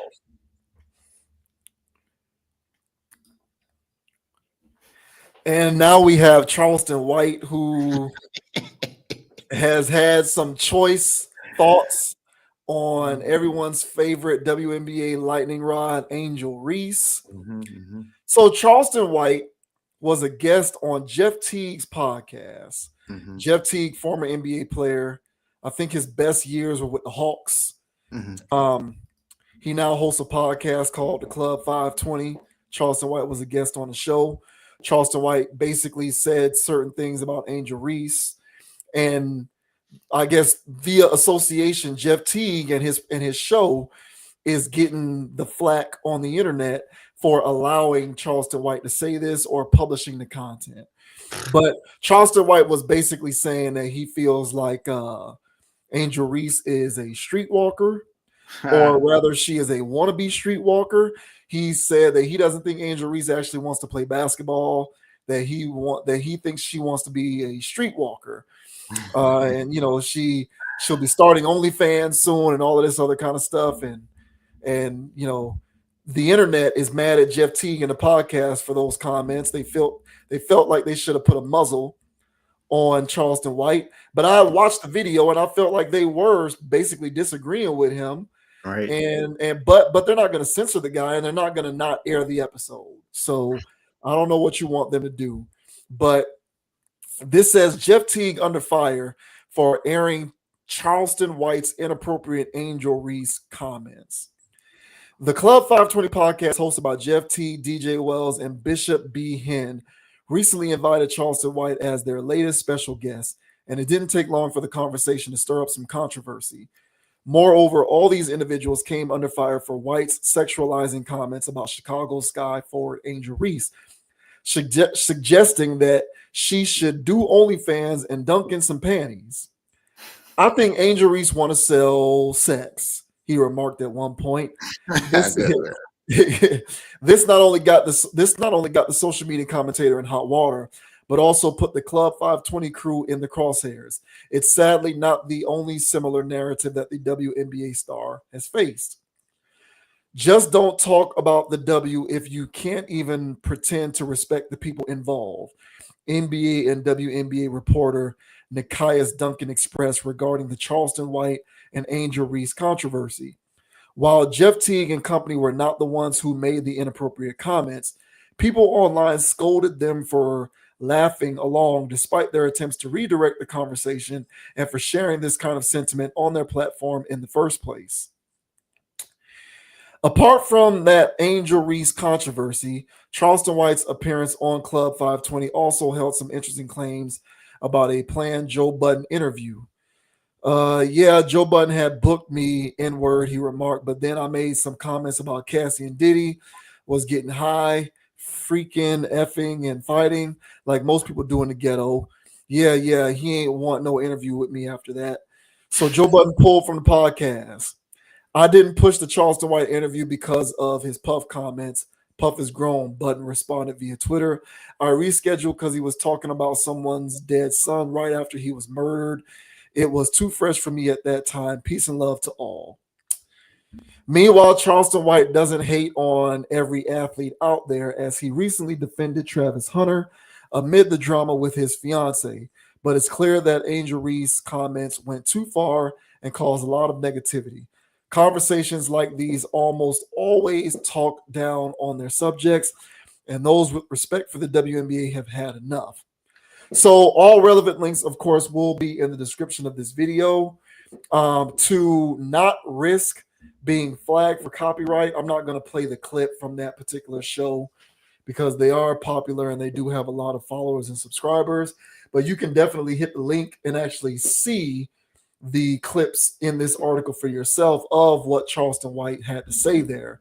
But suffice to say, everybody on the Club 520 essentially disagreed with what Charleston White said. But Charleston White said that Angel Reese ain't trying to play basketball. He thinks that, like Shaq said, they should dunk in panties. And he feels like Angel Reese is trying to sell Punani and that she don't want to be basketball and that she should start OnlyFans. And a lot of people are all up in arms because they feel like he was being disrespectful towards Angel Reese. So what do you make of this whole controversy? Well, I mean, I agree with you. So I feel like, Jeff Teague and them, because they were doing their thing as far as, yeah, man, we ain't gonna do that, trying to get in the way of it. They weren't with it.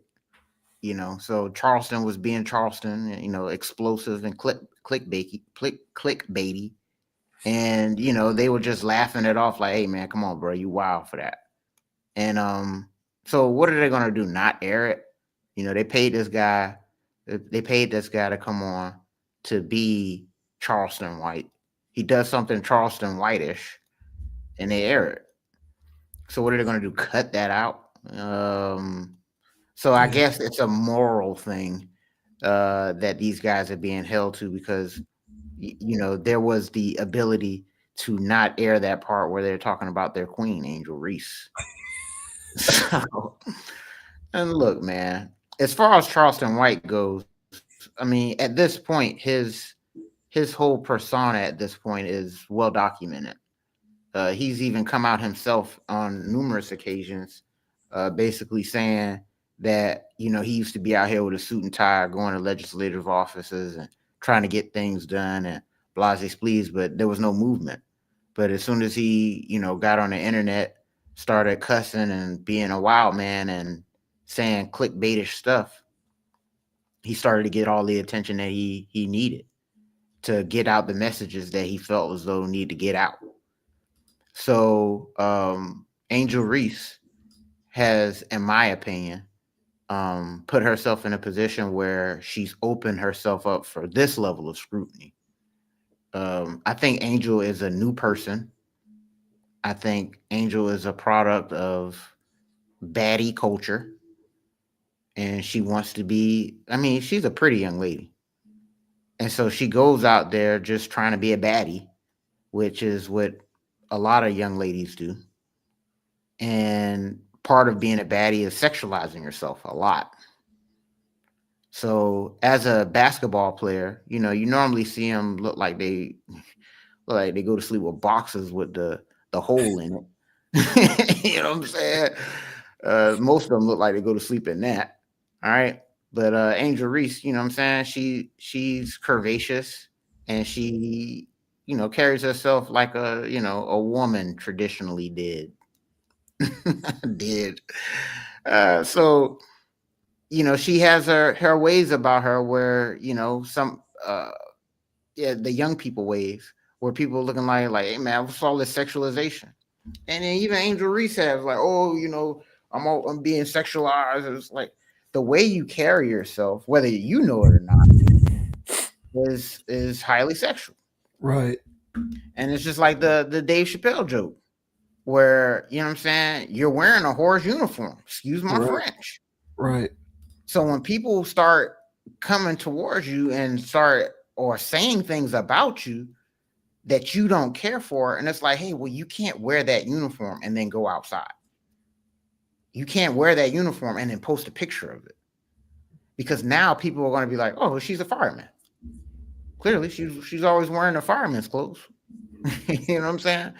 So at this point, Charleston White, me looking at what he normally does, is that he attacks it in a sense where he gonna say what he says in a very explosive and inflammatory way. And then what he was getting at basically is she carries herself like one of these OF girls, these baddies girls, this baddie culture stuff. And there's a way to carry yourself as a young person, as a woman, that's got class and elegance to it. But people are not going to associate class and elegance with ass cheeks hanging out. They're just not going to do that. So I get where Angel's coming from. I get where the detractors are coming from. But I think people need to get where Charleston was coming from. That if she wants respect, she has to conduct herself in that way. And I'm not saying that she doesn't respect herself. I think she's part of baddie culture. So, and as far as the Jeff T guys, like I said, they did the best they could to try to calm this man down. They paid this man so they can get on the conscious approach, and they did it. So they won. They did their jobs. But what are your thoughts, man, on Charleston White calling out Angel Reese, and the people calling out Charleston White, and the people that's calling out Jeff T, wanting him to get canceled just for airing the damn thing? What are your thoughts, man? I'm not going to acknowledge the people who are mad at Jeff Teague, because it's not even worth me bringing it up. Like, I'm not. I feel that. The people who are mad at Jeff Teague and his platform are ridiculous. That they're not even worth me talking about, because what do you want the man to do? Like, that is ridiculous to me. So I'm just going to completely disregard that. I'm trying to find. There's one particular outfit that she wore that went mega viral, and I'm trying to find it, and I found it. Okay, I found it. Okay, good, I found this. So here's the thing. I think everything you're saying is correct. Look, I'm not here to be Mr. Women should wear this and women should wear that. Whatever. People do whatever they want. My whole thing is, and I've said this before, too many of us try to live in a rainbows and unicorns universe. Like, this is not pie in the sky. If you behave in certain ways, there's going to be a reaction to that. And I know you want to recreate a world in which you can do whatever you want and people aren't going to say anything, but that's not actually reality. Right. So I can't run down the street cussing people out and think that everyone's going to just disregard it as whatever behavior. Like, oh, pay that guy no mind, even though he's running around cursing people out. People are going to look at me and they're going to say, why is this person acting deranged? And then far be it for me to jump onto the internet and blame those people for judging me for calling me out for being deranged in public. Right. Like, maybe I'm just being deranged in public. It is what it is. But we just want to recreate the world in our own image, in which we can do and say whatever we want, and people just have to roll with it judgment free. And that might be nice to write on a movie script for a movie. It isn't really the way things work. It's not. So if people want to get mad at Charleston White, go ahead. The same people who are going to get mad at Charleston White would also get mad at Don Imus for saying something. They'd also get mad. They'd also get mad at Howard Stern for saying something controversial. Like Charleston White is a shock jock. Right. That's what he is. So if you feel some type of way about Charleston White, I hope you also feel some type of way about Howard Stern, because they're one and the same. It just so happens that Charleston White comments on urban culture, and Howard Stern comments on Caucasian culture, if you want to call it that. But it's opposite sides of the same coin. You're dealing with a shock jock. These people say things with a certain level of oomph and emphasis to get a rise out of you, to get a reaction. But that doesn't mean that what they're saying is completely and entirely devoid of merit. Angel Reese, I agree with you. She looks at herself as one of these new age women who happens to play in the WNBA. Yeah. She wants to be an influencer. She wants to be viewed as sexually empowered. She wants to be a bad chick. She's going to flaunt her. She's going to show off her body. She's going to wear the sheer dresses and the see-through outfits. She wants to be one of these chicks who are looked at in the same sort of desirable context as these internet women. She wants to be that way, but she also wants to be respected as a basketball player. She wants all of it. She wants all of it. That's what she wants. And if you try to cast any aspersions based upon the way that she dresses, she'll then call you out for being a hater or for judging or for, as the article puts it, sexualizing her. Yeah. And it's like, listen, Angel Reese, I'm not sexualizing you. You're sexualizing yourself. Right, like, man. I'm not forcing you to post this stuff. You're doing that. Right. I'm not forcing you to wear these outfits. You're doing that. 100%. But what you want to do is live in this alternate reality where you can do these things and no one says anything. Right. Like, that's just not reality. It's not reality. So if you want to get mad at Charleston White for saying that, go ahead. But in my opinion, she does carry herself as though she wants to be what's the word? Like Madonna and these other people. There's a term for people like this. Sex something. Sex symbol. There you go. Yeah, I think she wants to be a sex symbol. Oh yeah. I think she wants to simultaneously be a sex symbol and basketball player. Yeah. And if, like, all you have to do is juxtapose Angel Reese's social media behavior to a lot of other WNBA players. They don't post that. They're not doing that kind of stuff. You know, the ones who are oh man. I'm about to get canceled about what I'm about to say.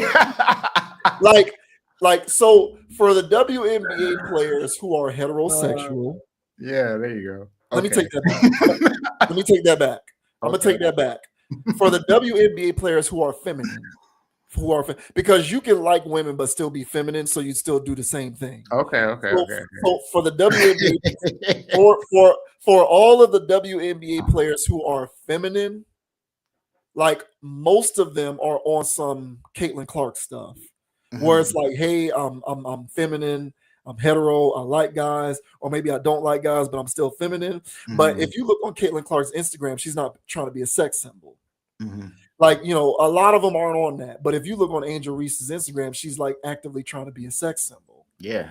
And like when you do stuff like, when you wear stuff like this, right? So this went mad viral, right? They even put this on Inside the NBA on TNT because of how viral it went and how she was looking.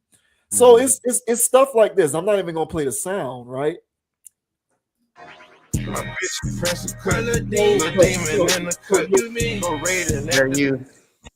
There you go. So the front of her top says mother, and the back of it says effer with the U part as a star. Wow.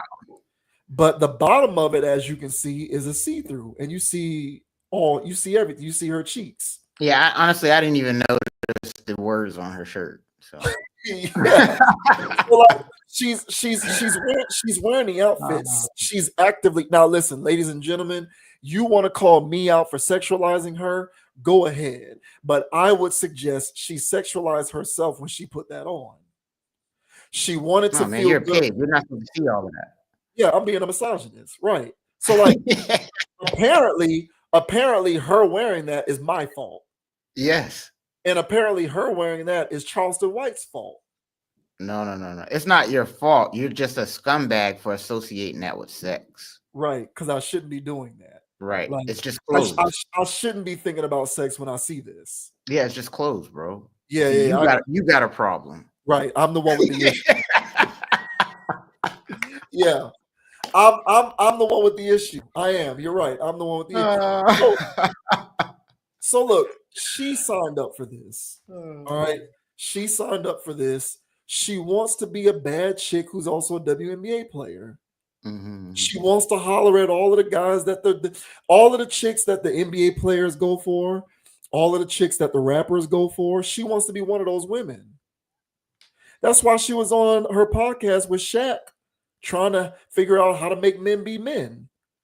Because she wants those kind of guys to capitulate to what she wants out of life. She views herself in that vein. And I just kind of feel like you get what you ask for by positioning yourself for that.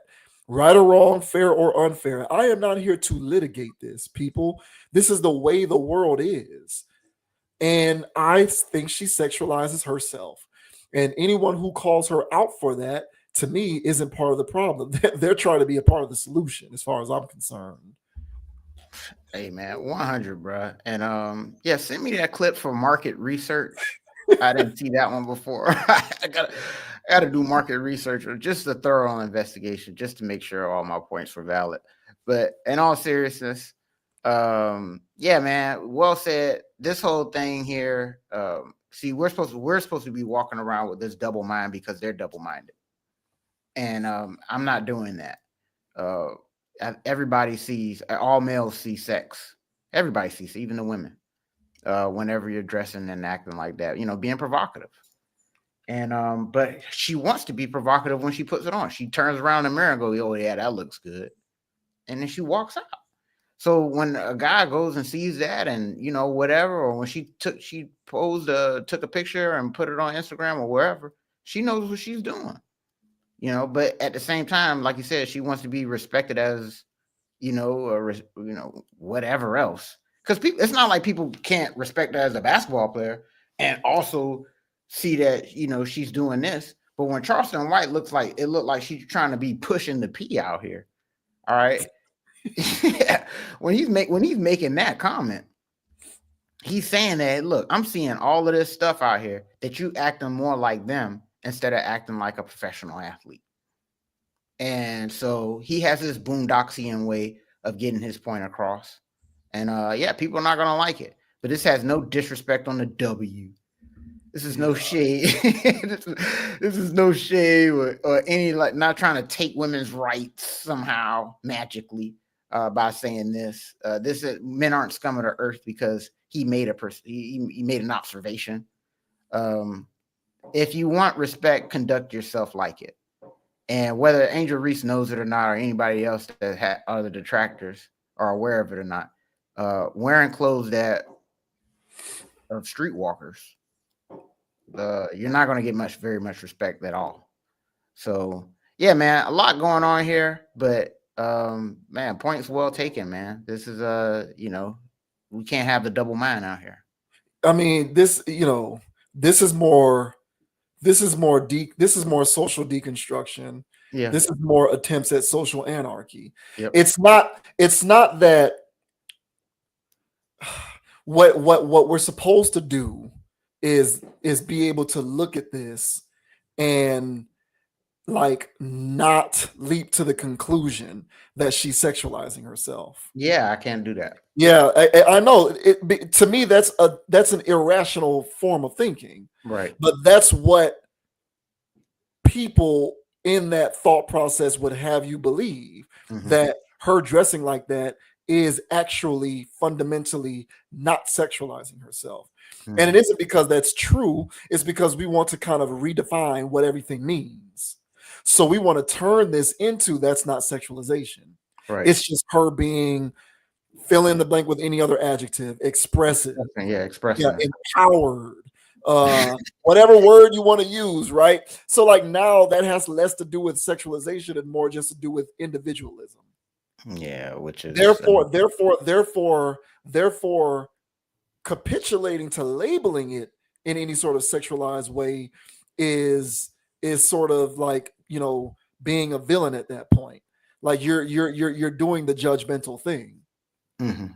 And that's all a part of trying to redefine everything, recreate everything. We just need to deconstruct it all so that we can create new definitions.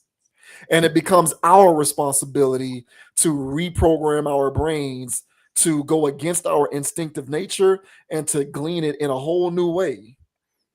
And to me, that is highly illogical. And I agree. And this is the last thing I'll say, because all of this stuff, this plausible deniability that's going on out here in the world too, where she can dress like this, but she ain't like that. And I'm not supposed to judge her like she like that, but she dressing like that. But if you find out she like that, then was I wrong? You know what I'm saying?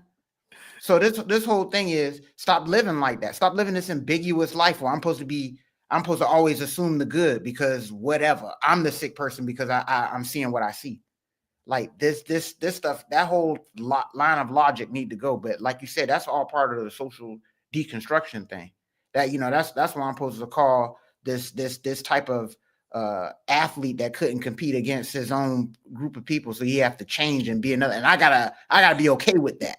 I'm not okay with that. That's not how it goes. So the same thing with this, man. And just like how I said with the Dave Chappelle joke, man, if you out there and you're wearing that uniform, I expect these types of things, you to be doing these type of tasks. You know what I'm saying? And if you're not, then why are you wearing that? So, yeah, man, I'm with you, man. This social deconstruction, bro. They're trying to play games with your brain. Yeah. And people that's been here, you know what I'm saying, that's getting all of this stuff, we go, hey, man, what's going on? But the younger people that are coming up in this are growing up with the double-mindedness. And that's why we're seeing such chaotic behavior, is because there's dual-minded people running around. Yeah. So, yeah, man, I can't with this stuff, man. Yeah, I just think it's very irrational. I really do. And if you want to get mad at the semantics of it, because would you feel happier about it if Charleston White didn't use the language that he used? Because to me, he's just calling it out for what it is. She sexualizes herself. Right. Like, so for him to leap to the conclusion that she should start OnlyFans, well, she dresses like she does OnlyFans. Exactly. Sorry, but she does. But she doesn't, because we're trying to live in a new world where you can dress like that and that association not be made. Yeah. So it's all bogus. It's a joke to me. But at the end of the day, we are who we are. And I believe that if you actively sexualize yourself, any reaction therein is deserved and earned. And if you don't want to be sexualized, then just don't sexualize yourself. I don't know what else to say. Well said, sir. Well said. And that's no shade on Angel, but it is what it is. Yeah, man. Shout out to Angel, man. She's just a product of today's society. But lower the rims, guys. I'm still on that. Yeah. Lower the damn rims. Hey, man.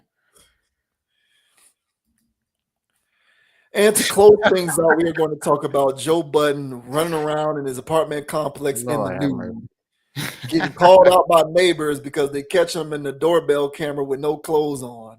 And now apparently he is going to have to deal with these charges for, what is it, lewd conduct or indecent exposure, or whatever they call it. Lewdness, yeah.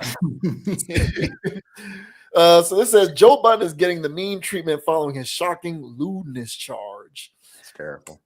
Joe Budden usually trends on hip-hop Twitter for his hot takes, but today the rapper turned podcaster is going viral on the platform for his wild lewdness charge.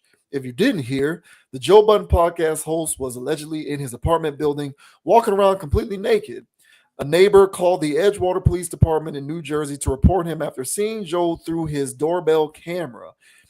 He was allegedly trying to enter a code on the person's door and eventually returned back to his own. According to the court complaint, this all took place back on December 4th. Additionally, according to TMZ, the person's 2 young daughters also saw the media pundit nude. Oh, damn. On January 16th, Joe Budden will address this matter in court. This alleged incident could be another sleepwalking mishap, as he's previously stated on his platform that he's got a habit of doing so. Moreover, some social media sleuths dug up an older episode of him possibly speaking about this December 4th debacle. In it, he jokes about it, but this has obviously become a more serious matter. He also could have been hinting at this charge back on the second week of the month when he was absent from the show. So there are a couple of social media posts that are getting into this. Joe Budden has reportedly been charged with lewdness after allegedly standing naked outside his neighbor's apartment in Edgewater, New Jersey on December 4th. The Edgewater Police Department has issued a press release explaining an incident that involved Joe Budden trying to enter a neighbor's apartment while naked, causing him to be arrested for lewdness. This comes after Joe Budden explained on the podcast episode 785 that he got so on and so forth. Then he was saying he was dealing with a personal family matter. It gets a little more convoluted too, due to the fact that Joe also explained on an episode that he was kicked out of his apartment complex for trying to record episodes there. So the real reason as to why he's been filming in a different location lately is unknown. However, there's a good chance it's stemming from this lewdness ordeal. Joe's attorney, Nima Ameri, has recently called out the New Jersey department for these reckless and racially motivated comments. She also added, it's a charge Mr. Budden is looking forward to beating in court on the merits, not in the press. While he is technically innocent until proven guilty, the internet is still having a field day with this. Threads surrounding this headline are riddled with childlike roasts and name calling such as Joe Butt Out and more. Others are a little more disgusted, but not too shocked either at this development. One user writes, Joe Budden got arrested for some real sus misconduct behavior, and I'm not surprised at all. Joe Budden admitted he snuck into his ex house and hid under the bed. N-words just laughed, another points out. So, what do you think about Joe Budden getting bammed up for lewdness because he was walking around his apartment naked? And apparently this has something to do with why he has been filming his show in a different location. I mean, honestly, bro, like, yeah, I'm not surprised either. You know, Joe is a bit unhinged as a person. I think this is more related to his use of extracurriculars. You know, he can say that he sleepwalks. That's pretty aggressive sleepwalking. You know what I'm saying? Just, you know what I'm saying? Just out, you know what I'm saying? Just out, assed out in the hallway. Literally. That's pretty aggressive, dude. You know, trying to enter a code in. That sounds like you were either drunk or on some other type of thing, because that don't sound like just alcohol. So I think this was because I think Joe's an abuser of allegedly of recreationals. And because that's what a lot of his mood music stuff was about. You know, his struggles with addictions and other things, and you know, well, his first album, he talked extensively about his substance abuse challenges. mm-hmm. The Joe Budden came out whatever year that came out. That came out a long time ago. Mm-hmm. Very underrated, by the way. But yeah, he was talking about it even back then. Yeah, and I think that, you know, he gets a little animated at times, especially on his pod where he's, you know, yelling at the top of his lungs. And I know a lot of it's showmanship, I guess, because this is what the people came to see, you know, Joe get it, you know, explode here or there. But oh goddamn. But for the most part, hang on, let me get this going. But for the most part, there we go. All right. But for the most part, him him exploding like that on his pod and things, I always took that as he's got something in his system other than water. So to me, him just roaming out in a hallway, just bucket and, trying to enter codes in, that sounds like inebriation. So it's still wild. You can't really make a pass for that. I mean, that is just wild stuff. And if it's on a ring camera, they got evidence. So he did that. So he's going to have to try to explain that away. And I missed the part where they said racially motivated. I don't know how that. I don't know what race got to do with you walking around butt ass naked in the hallway. But yeah, man, Joe's an interesting character. I hope he gets well. He's got a very checkered past. Just it seems like with mental health. So I'm really not surprised that this went down. It's just bizarre and crazy timing with all these other allegations going around. Yeah. Not to say that it's related or anything. It's just like, bro, this is the last thing you needed. But what are your thoughts, man, on Joe Buddout roaming around in the hallways of his apartment complex trying to enter codes and getting arrested for lewdness of all things? Lord have mercy. What are your thoughts, man? Well, I mean, he might have been nude in his apartment complex, but if we are counting articles of clothing, he was only wearing maybe 2 to 3 less garments than Angel Reese was wearing in that last clip that we showed in the last. And she's like empowered and great, and she's not a sexual object for dressing like that. Hey, look, man, this new world rules, right? We're socially deconstructing everything, and we're trying to deregulate everything and not have rules, not have structure. If Angel Reese can parade around wearing what she wears, and if half these celebrities can go to award shows wearing, outfits in which you can basically see their entire body, children can watch these award shows. Yeah. What the hell is the difference? So my whole thing is, hey, Joe Budden, live and let live, bro. Walk around the apartment complex. Nah, bro. because why not? Like everything else is do whatever you want. So Joe Budden, go ahead, bro. Do whatever you want. Obviously, I'm being facetious here. Yeah, of course. But hey, I'm going against this whole do whatever you want mentality that people want the world to devolve into. Mm-hmm. People want to see the world devolve into do whatever you want, and no one's going to say anything or do anything about it. Yeah, because where's the line?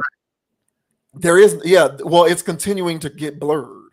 The line used to be clearly defined, right? But now it's becoming increasingly blurred. Like some of these female celebrities show up to these high profile events, and in my opinion, they're naked. Yeah, agreed. In my opinion, like Sierra that time was naked to me. Just because she has pasties over her nipples, I see her whole body, the whole thing. There's not that far, to me, in my opinion, that is not too much of a far cry from Joe Budden running around naked in his apartment complex. No, I hear what you're saying, because at this point, if they're okay with that, and I'm being, over sexualized because she's wearing that, then where's the line for somebody that just wants to just go ahead and be naked? What are you judging me for just being nude? Exactly. Let me pull up to your door while I'm at it. And it's like, where's the problem? Where's the line? So those people would have a problem with naked Joe walking around. So, but go ahead, man. Point well taken. No, yeah, that's the point that I'm trying to get at.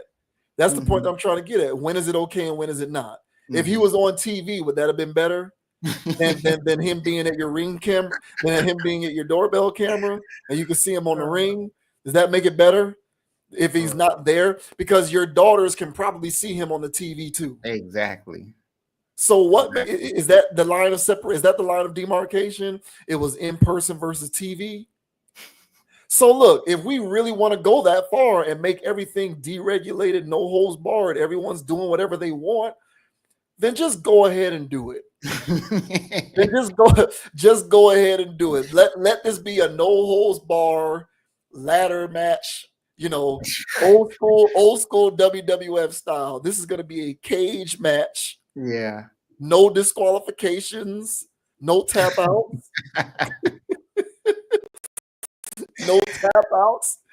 You're either going to give me the Stone Cold Stunner on this bed of nails, right? Or there's going to be no match at all. Because as far as I'm concerned, I'm watching some of these award shows and I'm seeing what these celebrities wear: Ciara, Jennifer Lopez, Lizzo, and I consider that, and I would say that that's lewd. I would agree. I would call it lewd, but am I being a misogynist at that point? I'm sexualizing women because I'm saying that that's lewd. I bet you if a man showed up and did that, that would be lewd. Exactly. So what the hell is the difference? I hope all the charges get dropped, and I hope he continues to walk around that building butt ass naked. I hope so, because people need to get confronted with the ridiculous hypocrisy of this kind of mentality. And maybe the more they are confronted with it, the more they will see how ridiculous it is, and more people will call out some of these other individuals for doing the exact same thing. Yeah, man, that's interesting, man. If there was the female equivalent of Joe Budden out there, well, we wouldn't want that. But just a female that's a podcaster herself who was walking around naked in somebody's ring camera, I don't think she's getting arrested for lewdness. I don't think she's getting arrested. She might be on TMZ. They might sell it to TMZ. But as far as like taking the court, that's some wild biz, man. But yeah, man, I totally get your point, man. This is where's the line? I agree. Where's the line? Because at some point, you know, the people that like to push boundaries and push things, that, you know, they want men going into women's bathrooms. You know, they want all kinds of stuff. And it's just like, hey man, if you keep allowing, you know, you know, you're gonna allow the wildest stuff. So there does need to be some level of discretion, decorum there. Yes. Yeah. And people aren't using that.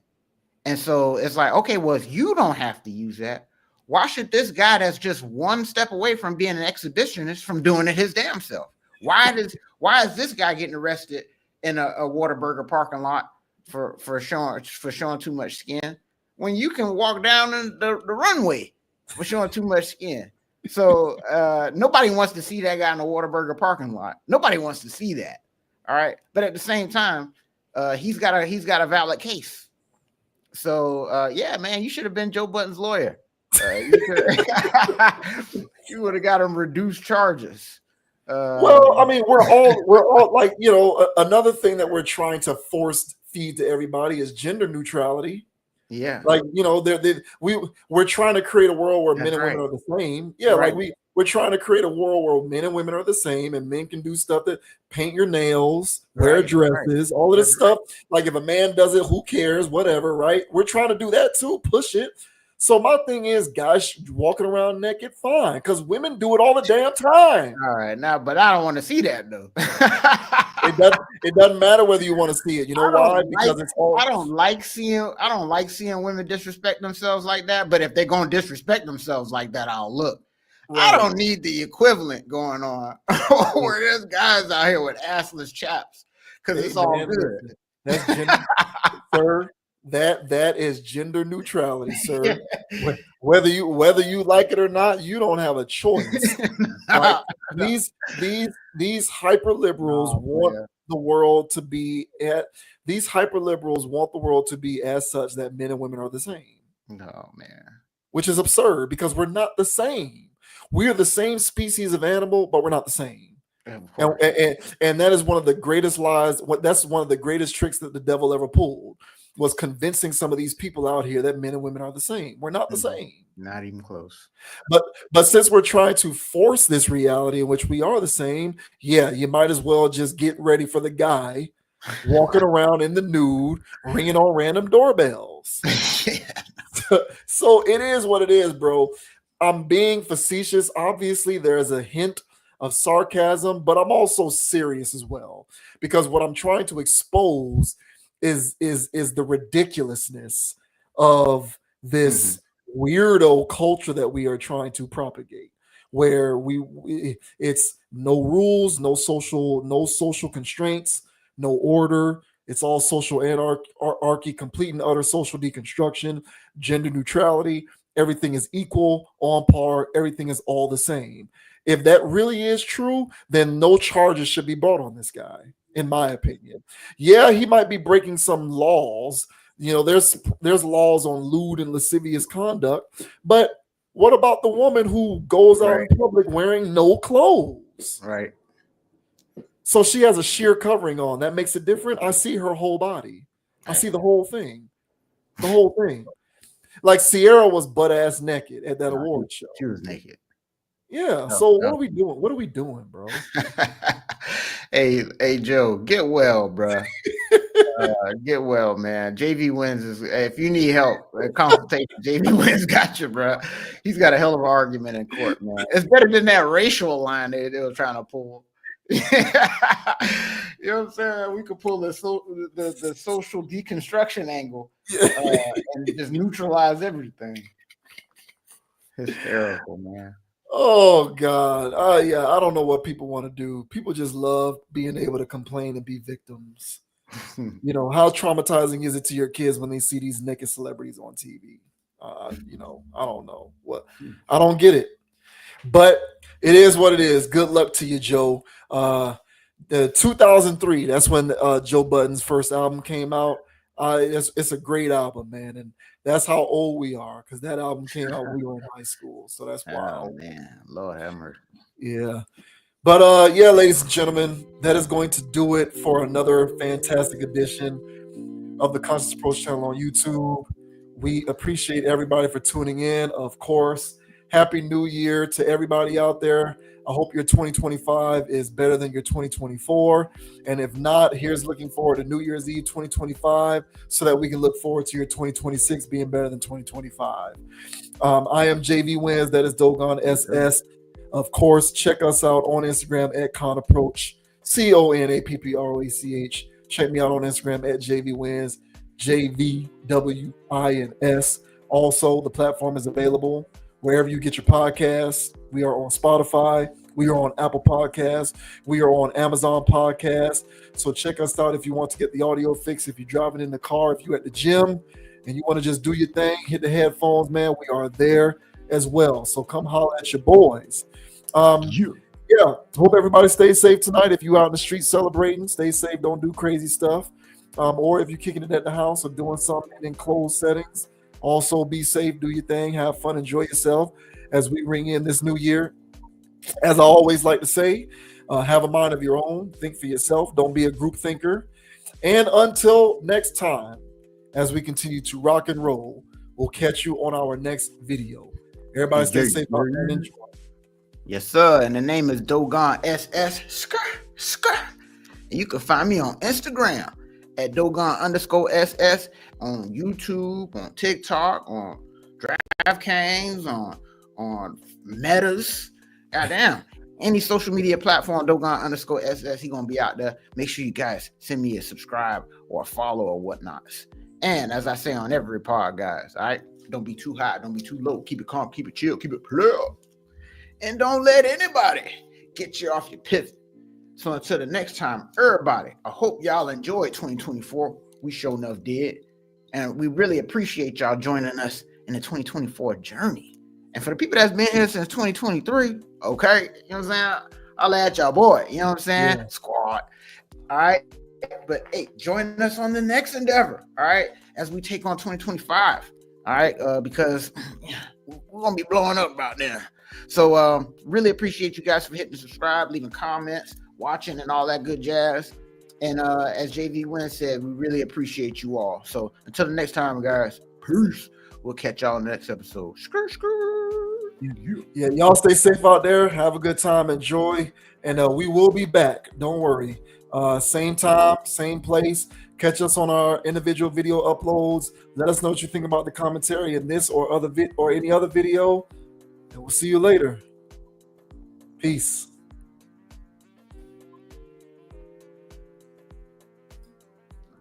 Peace.